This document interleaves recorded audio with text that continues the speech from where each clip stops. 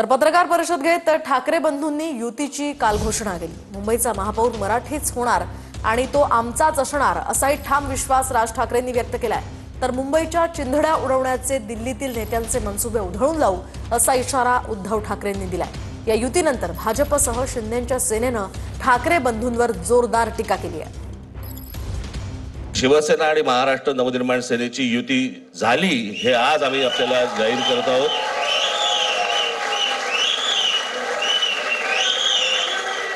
बाकीच्या महापालिकांमध्ये सुद्धा कालपर्यंत युती झालेली जशी नाशिकमध्ये झालेली आहे, बाकीच्या ज्या महापालिका आहेत त्यांची सुद्धा त्यांच्या तिथल्याही युतीवरती आज उद्या शिक्कामोर्तब होईल। ते मराठी माणूस यांच्या सोबत नाही आणि ज्या प्रकारे अमराठी माणसावर सातत्याने हल्ले केले आहेत तेही यांच्या सोबत नाही। मुंबईमध्ये कोणी यांच्या सोबत येणार नाही। मला असं वाटतं की कुठल्याही एखाद्या पक्षाला निवडणुकीतलं आपलं अस्तित्व टिकवण्याकरता जे काही करावं लागतं त्या दृष्टीने दोन पक्ष जे अस्तित्वाकरता लढतात त्यांनी केलेली युती आहे। ठाकरे बंधूंनी युतीची घोषणा केली आणि त्याच मंचावरून दोन्ही बंधूंनी मराठी अस्मिता आणि मुंबईला महाराष्ट्रापासून तोडण्याचा डाव या मुद्द्यांवरून भावनिक साथ घातली।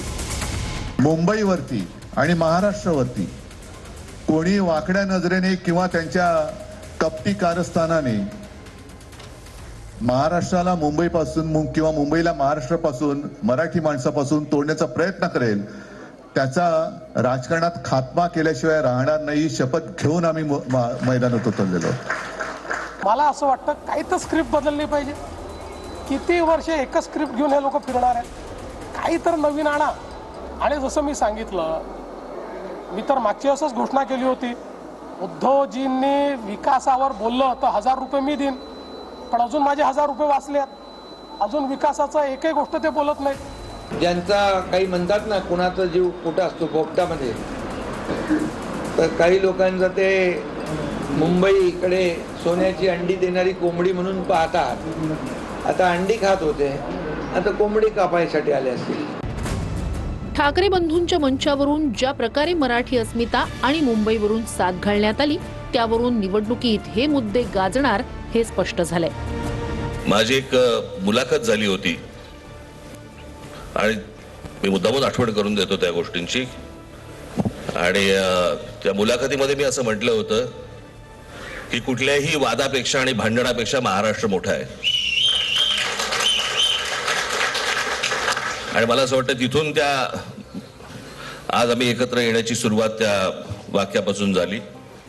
महाराष्ट्रामध्ये भावनिक आव्हान चालणार नाही। जनता भावनेच्या आधारावर मतदान करत नाही। महाराष्ट्राची मुंबईची जनता ही सुजाण आहे, विकसित मुंबईलाच मतदान करणार आहे। आणि देवेंद्र फडणवीसजीच महाराष्ट्राला विकसित महाराष्ट्र विकसित मुंबई करू शकतात हे मराठी माणसांना, सर्व व्यक्तींना, मतदारांना माहिती आहे।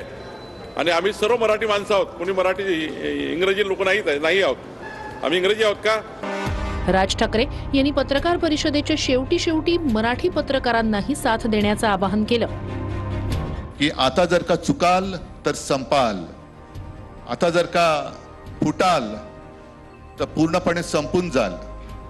म्हणून परत एकदा तुटू नका, फुटू नका आणि मराठीचा वसा टाकू नका, हाच एक संदेश मी आमच्या दोघांच्या युतीच्या निमित्ताने संपूर्ण महाराष्ट्राला देतो आहे। त्यांचं मुंबईवरती, महाराष्ट्रावरती, मराठी माणसावरती प्रेम आहे अशा सर्व माझ्या पत्रकार बांधवांना, भगिनींना माझी विनंती आहे की आमच्या पाठीमागे उभे राहा। गेल्या निवडणुकीत ठाकरेंना मराठी मतांबरोबर मवियामुळे मुस्लिम मतही मिळाली होती। मात्र मुंबईत या निवडणुकीत काँग्रेस वेगळी लढणार असल्यानं ही मतं ठाकरेंना मिळणार का याकडे सगळ्यांचं लक्ष आहे।